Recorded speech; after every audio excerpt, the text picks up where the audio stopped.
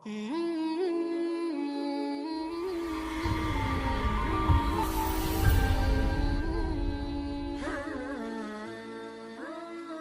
شخص بڑا ہی غریب ہے، ایک چھپڑے میں رہتا ہے۔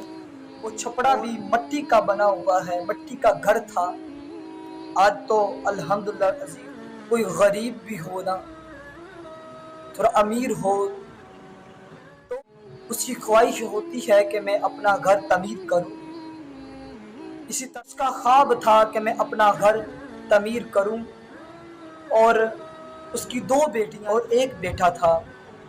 وہ بڑا ہی غریب تھا، کئی کام پر جاتا تو کام نہیں ملتا، اور کبھی کہیں جاتا تو لوگ اسے رکھتے نہیں، چلا جا اور بھیک مانگنے والے، چلا جا اور مانگ کے جا، لوگ ہمیں کیا کہیں گے، لوگ تو ہمیں تانے دیں گے۔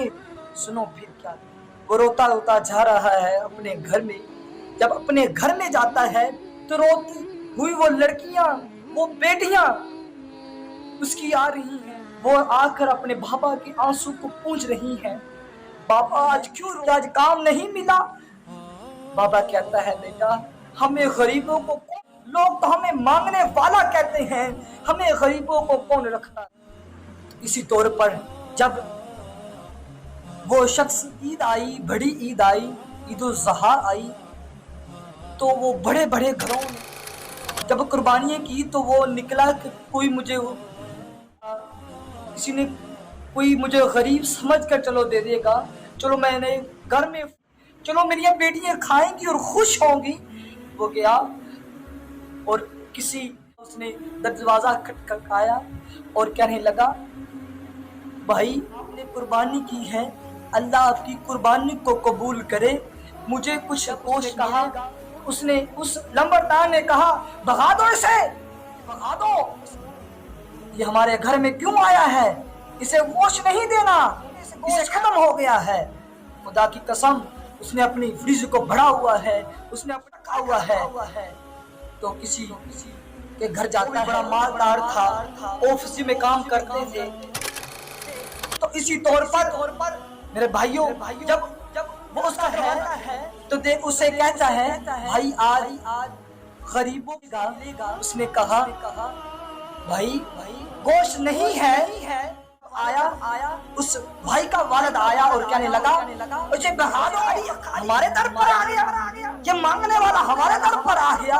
روتا روتا پھر کر جا رہا ہے، وہ روتا روتا چھکتا ہوا، آواز دل اس کا رو رہا ہے، قدم ساتھ نہیں دے رہے، بولنے میں، اور وہ اپنے گھر جاتا ہے، پھر رو رہا ہے، اکیلا بیٹھا ہوا رو رہا ہے۔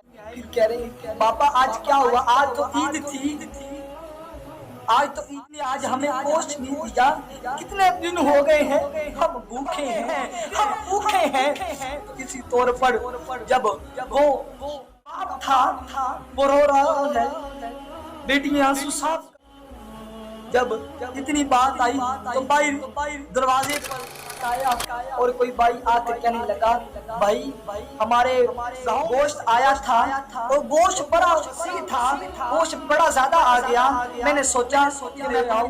اس نے، وہ غریب تھا، وہ بھی اس نے اسے گوشت لے کر آ کر رونے لگا، وہ کہنے لگا، یا مالک تو کتنا غفور الرحیم ہے، تو کسی کو بھوکا نہیں سلاتا، گویا کہ پرندے کو بھی نہیں بھوکا سلاتا، کتنا غفور الرحیم ہے، وہ رحم کرتا ہے۔